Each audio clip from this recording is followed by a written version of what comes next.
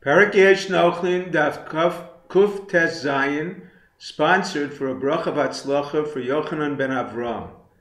The Gemara discusses a Takonos Chachamim instituted for the tribe of Binyamin after the tragedy of Pilegish Begiva. A heinous immoral crime was perpetrated by members of the tribe of Binyamin in the town of Giva. The tribe of Binyamin was unwilling to hand over the perpetrators to the other tribes to be judged for their crimes. A civil war ensued, wiping out most of the males, with the exception of 600.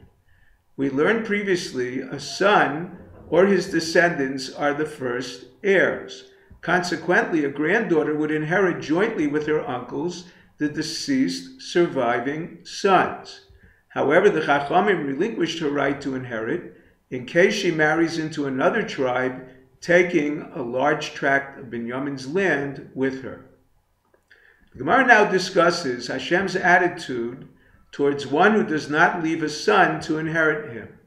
Number one, the root of the word v'ha'avartem, used in the context of the laws of inheritance, is the same as the word evra, anger, indicating Hashem's anger at those who do not have a son to bequeath their heritage.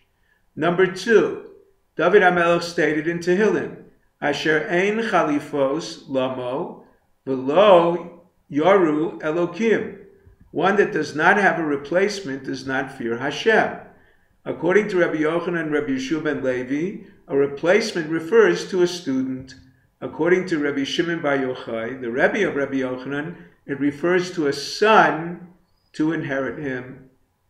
The Gemara digresses to mention three statements of Rabbi Pinchas ben Chama. The first distinguishes between the death of Yoav and David HaMelech. The second describes the severity of poverty. The third is what to do for a sick family member. Number one, the term used to describe David HaMelech's demise, shchiva, lying down, indicates he bore a descendant of his caliber. His death is a form of rest, but he lives on through his righteous son. Yoav did not leave a son of his caliber, therefore a more final term, misa, death, is used. Number two, although Eov suffered many afflictions, his friends advised him not to complain about his lot because he did not suffer abject poverty that is compared to 50 plagues. Number three, if one has a sick person in his family, he should go to a chacham to pray for him. The chacham who finds favor can assuage Hashem's anger. The Gemara poses a few questions about precedents for heirs. Number one, a grandfather and an uncle. The Gemara brings a Mishnah that states a father precedes all his descendants. Therefore, a grandfather precedes an uncle who is his son. Number two, a grandfather and brother. Rava claims also the grandfather, based on the same reasoning, a grandson is the descendant of the grandfather. Rami Bar Chama holds that Mishnah applies only to a direct descendant. Now we move on to a new Mishnah. This Mishnah discusses the three portions the daughters of Tzlafchad inherited in place of their father. Number one, Chelek Avian Shehaya Im Yotze Mitzrayim. Our Mishnah holds that everyone who left Egypt, even if they did not enter the land, was entitled to a portion. They inherited their father's share. Number two, Chelko Be'achiv B'nichsei Chefer. Since Tzlafchad's father was also from the Yotze Mitzrayim, he was entitled to a portion divided amongst his sons and his granddaughters, the Benos Tzlafchad. Number three, B'chor Notel Shnei Chalokim. Tzlafchad was Chefer's firstborn.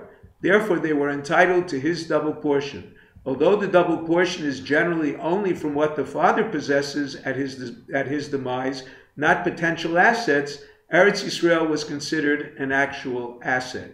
Number four, an additional portion the Mishnah does not mention is the portion of Tzlafchad's childless brother that they shared with the other brothers. Please check out our podcast on Podbean. Download the app. Click on the description in the menu to follow Daf 5 with a visual aid. If you're enjoying Daf 5, please click on the link below, subscribe, and become a sponsor. Thank you.